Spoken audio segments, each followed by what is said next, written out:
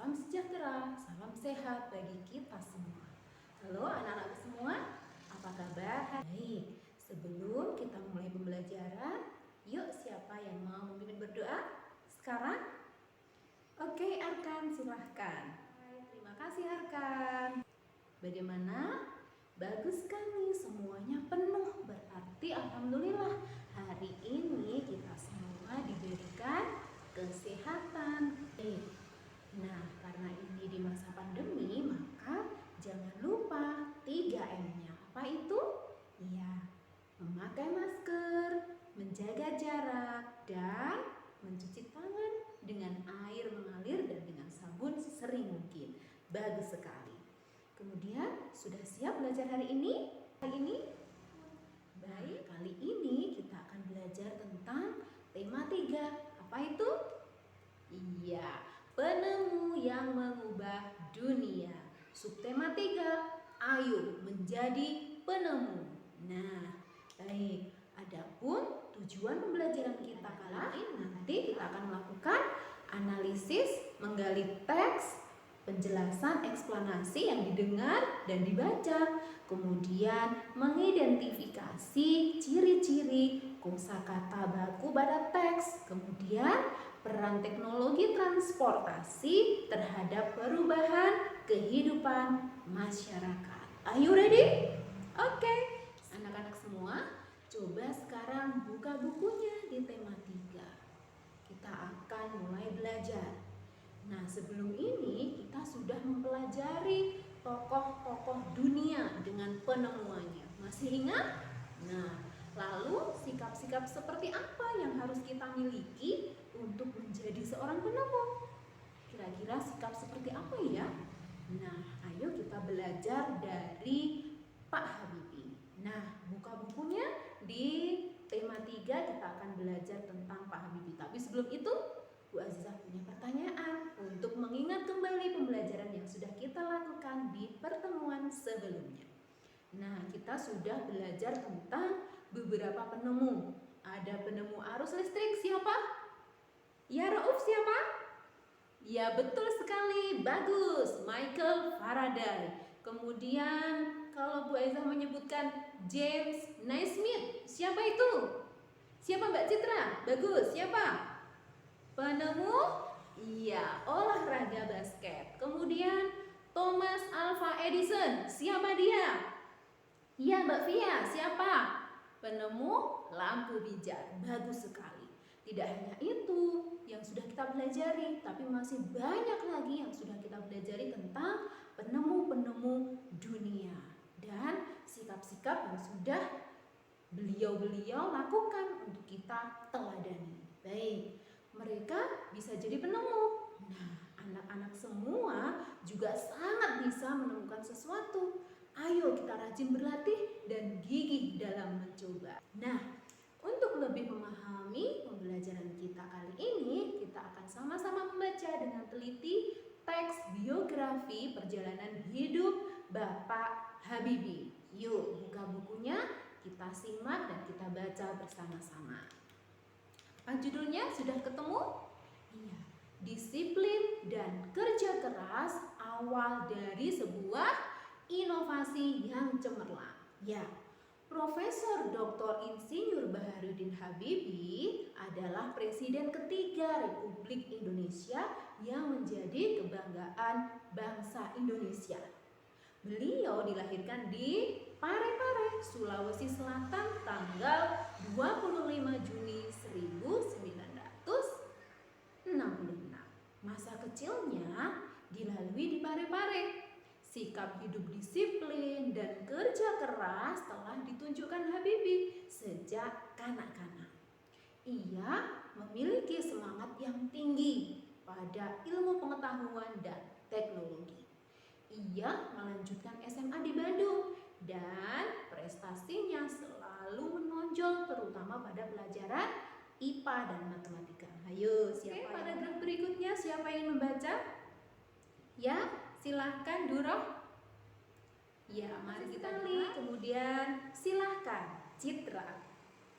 Tahun 1960 Habibie mendapat gelar Diploma Ing di Jerman dengan nilai yang sempurna. Ia bekerja di industri kereta api Jerman dan berhasil menemukan cara untuk membuat 1.000 wagon kereta api berkekuatan tinggi. Di pagi buta, Habibie harus berjalan kaki cepat ke tempat kerja yang jauh. Untuk apa? Untuk menghemat kebutuhan hidupnya. Sementara pulang pada malam hari dan belajar untuk kuliahnya. Tahun 1965, Habibie mendapat gelar dokter insinyur dengan nilai yang sangat sempurna. Nah, hal ini patut kita contoh. Kemudian, di tingkat dunia, Habibie terlibat dalam berbagai desain dan konstruksi pesawat terbang seperti Fokker, kemudian pesawat angkut militer, jet eksekutif, Airbus, kemudian pesawat teknologi tinggi yang bisa mendarat dan lepas landas secara vertikal, kemudian CN-235 dan CN-250. Nah, selain itu Habibie secara tidak langsung ikut terlibat dalam proyek perhitungan dan desain helikopter, pesawat tempur multifungsi, dan beberapa peluru kendali dan juga satelit di tingkat dunia. Ya, oke? Baik, sudah selesai ya bacanya anak-anak semua? Nah, sekarang kita akan menjawab pertanyaan sesuai dengan isi teks bacaan eksplanasi yang baru saja kita baca. Siap?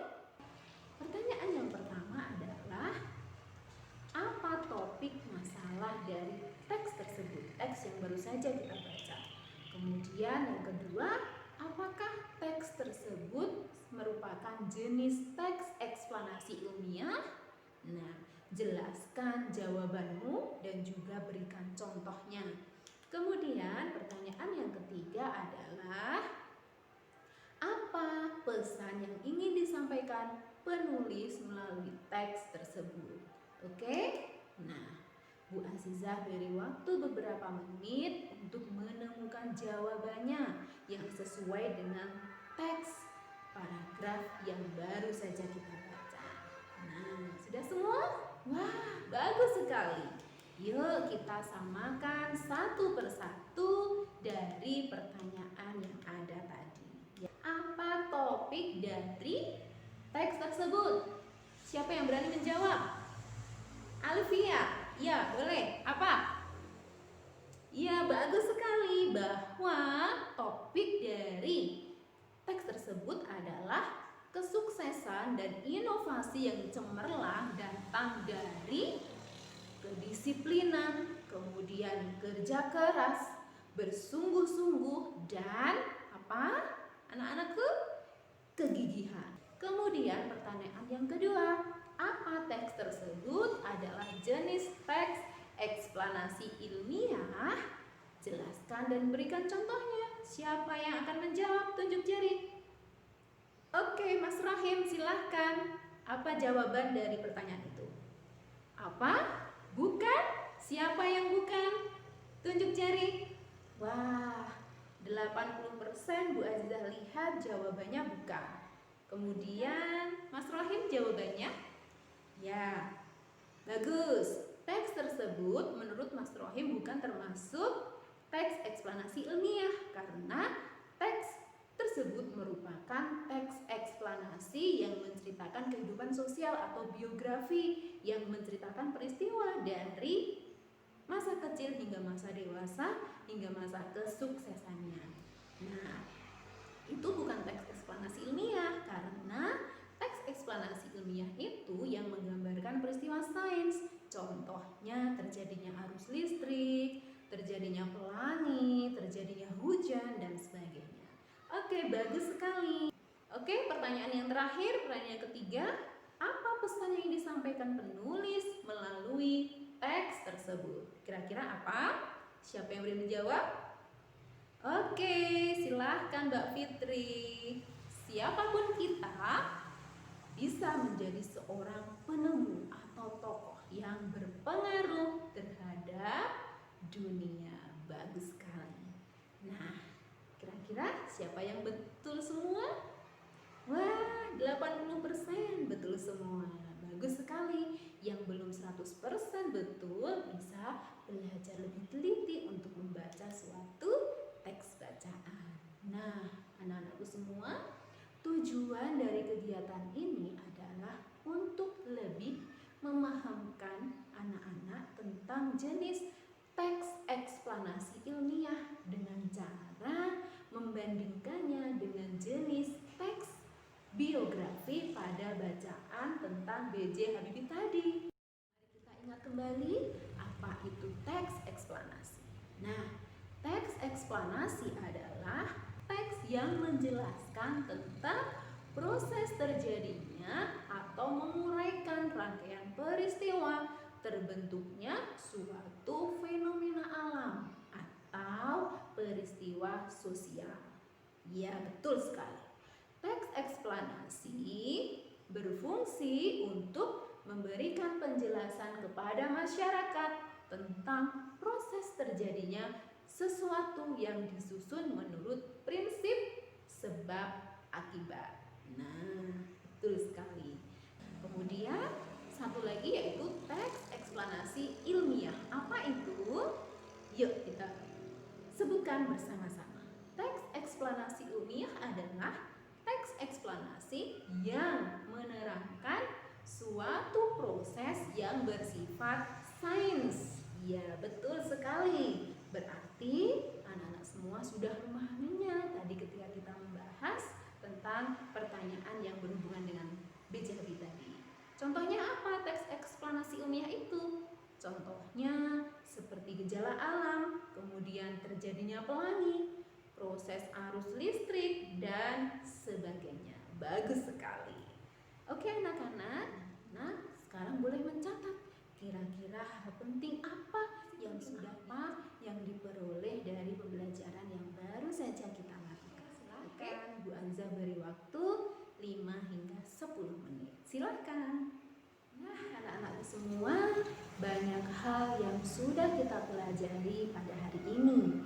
Mulai dari menemukan, menggali informasi penting dari teks eksplanasi yang didengar dan dibaca. Tadi ya, dengan bacaan B.J. Habibie tadi, bagus. Kemudian mengidentifikasi ciri-ciri kosakata baku, ya. Kita sudah menggunakan Kamus Besar Bahasa Indonesia tadi sesuai Pedoman Umum Bahasa Indonesia, ejaan Bahasa Indonesia atau disingkat apa tadi? PUEBI ya. Kemudian peran teknologi transportasi terhadap perubahan kehidupan masyarakat. Nah, kita sudah belajar tadi tentang penemuan-penemuan di bidang transportasi. Jadi kita sudah membandingkan juga sebelum ada penemuan transportasi yang modern saat ini. Nah, tentu saja perbedaannya adalah di tingkat waktu, kemudian untuk mendistribusikan hasil produksi jelas bermanfaat sekali penemuan transportasi modern ini. Jelas dari produsen dan konsumen jadi lebih cepat, kemudian kadar gizi dan kesehatannya lebih terjamin dan sebagainya. Oke, kita sudah belajar banyak hal. Semoga yang sudah kita pelajari hari ini bermanfaat untuk kita terapkan pada kehidupan sehari-hari. Ya, silahkan anak-anak mempelajari materi selanjutnya setelah ini. Ya, evaluasi tadi 80% sudah tuntas, 20% silahkan untuk berlatih kembali, membaca lebih teliti lagi, dan selalu belajar dengan semangat dan selalu konsentrasi. Baik, silahkan Mas Rohim untuk memimpin berdoa pada hari ini. Doa selesai. Terima kasih Mas Rohim dan anak-anak semua. Alhamdulillah, lagi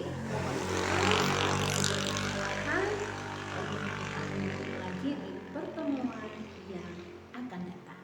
Oke, Bu Aizah pamit. Wassalamualaikum warahmatullahi wabarakatuh.